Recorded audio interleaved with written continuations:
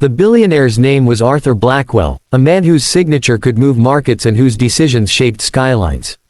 For decades, he had trusted numbers more than people and contracts more than promises. He had built an empire from nothing, yet somewhere along the way, success had made him lonely, cautious, and deeply suspicious of human motives. When he collapsed in his office from exhaustion, the doctors warned him his heart was failing, not just physically, but from a life spent testing everyone except himself. Lying in that hospital bed, he made a decision that even his lawyers and doctors did not know about. He wanted to see truth without masks. He wanted to know if goodness still existed when there was nothing to gain. So he pretended to sleep. The janitor who cleaned the executive floors every night was named Samuel Ortiz, a quiet man with aching knees and a back bent from years of invisible labor. He had worked in Arthur's company for 17 years, polishing marble floors that reflected wealth he would never touch. Samuel never complained. He believed dignity lived in honest work, even if the world rarely noticed. That evening, Samuel was late picking up his son, Mateo, because the hospital called and asked if he could finish a cleaning shift while the billionaire rested. Samuel brought Mateo with him, a thin 12-year-old boy with curious eyes and a backpack full of borrowed books, because he could not afford a babysitter and did not want his son waiting alone. Mateo had grown up watching his father scrub floors with quiet pride. He knew the sound of keys on a janitor's belt and the smell of cleaning solution better than the smell of new clothes. Despite their struggles, Samuel taught Mateo something more valuable than comfort: integrity. He taught him that character showed itself when no one was watching, and that even the smallest actions carried weight. As Mateo followed his father through the silent corridors of the hospital's private wing, he felt the strange heaviness of the place, where money could buy silence but not peace. Samuel instructed Mateo to sit quietly in the corner while he cleaned, but the boy's eyes were drawn to the room's center, where Arthur Blackwell lay motionless. Mateo had seen the billionaire's face on magazines and billboards, always stern, always powerful. Seeing him now, pale and still, unsettled the boy. There was something fragile about the man who owned so much yet lay helpless under thin sheets. Samuel worked carefully, respectful of the space, wiping surfaces and emptying bins with practiced movements. Then a nurse passed by and asked Samuel to fetch additional supplies from down the hall. Samuel hesitated, looking at his son, then nodded and left Mateo alone in the room for just a few minutes. The door closed softly, and the room grew quiet. Mateo stood there, unsure where to sit, his heart beating faster than he wanted to admit. He told himself to be still, to do nothing, to wait. But then he noticed something small and frightening. The billionaire's hand, resting near the edge of the bed, trembled slightly, not with life, but with strain. The monitor still showed a steady rhythm, but Mateo sensed something was wrong. He had seen his grandmother struggle to breathe before she passed, and the memory tightened his chest. Mateo stepped closer, careful, respectful, his worn sneakers barely making a sound on the polished floor. Arthur Blackwell, beneath closed eyes, felt the presence immediately. His test had begun. He expected nothing, or perhaps selfish curiosity, maybe a stolen glance at expensive watches or a whispered joke. He had prepared himself for disappointment. Instead, he felt something unexpected. He felt the gentle brush of a child adjusting the blanket around his shoulders, tucking it closer so the cool air would not chill him. Arthur's heart tightened, not medically, but emotionally, though he forced himself to remain still. Mateo noticed the water cup on the side table, untouched.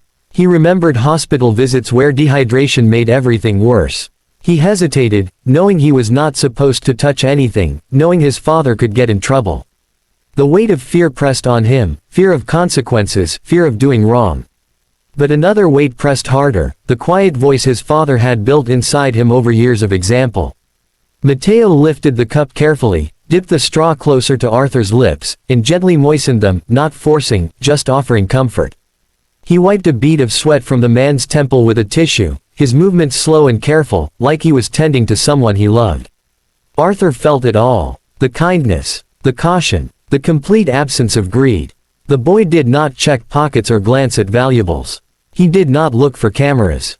He simply acted. The billionaire's eyes remained closed, but inside, something long frozen began to crack. He realized this child believed his actions mattered even if no one ever knew.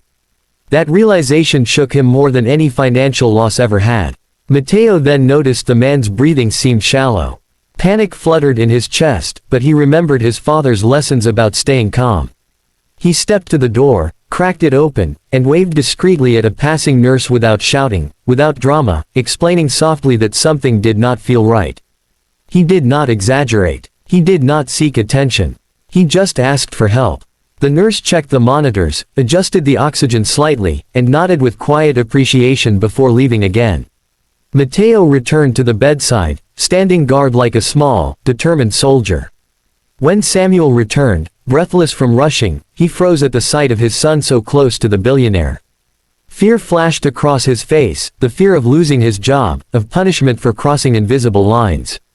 Matteo looked up, ready to explain, his eyes earnest, unafraid.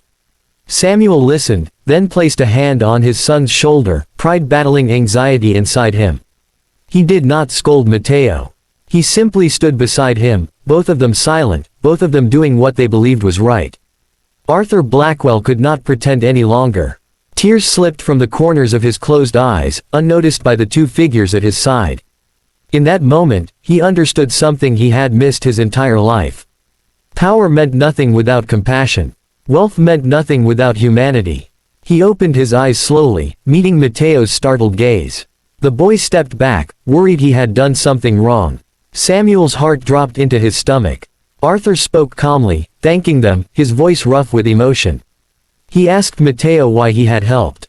Matteo answered simply, explaining that his father taught him people mattered, even when they were rich, poor, awake, or asleep. The words struck Arthur harder than any accusation ever could. He asked Samuel about his life, his years of work, his dreams for his son. Samuel answered honestly, without bitterness, without flattery. He spoke of wanting Matteo to have choices, to not be invisible. In the days that followed, everything changed. Arthur Blackwell did not announce his revelation publicly. He did not turn it into a press story. Instead, he acted quietly, deliberately. He paid for Matteo's education, not as charity, but as an investment in integrity. He promoted Samuel, not to erase years of struggle, but to honor loyalty and hard work. He established programs within his company to ensure no worker felt unseen again.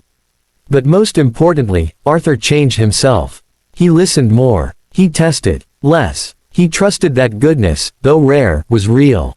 Matteo continued to visit Arthur, bringing books and questions and a perspective unclouded by wealth. Arthur found healing not just in medicine, but in those visits, in laughter that asked for nothing. Samuel walked taller, not because of promotion, but because his values had been proven true. The empire Arthur built became known not just for profit, but for humanity, and those who worked within it felt the difference. As this story draws close, take a moment to reflect. If this journey of quiet kindness and unexpected change has touched you, please engage with this video.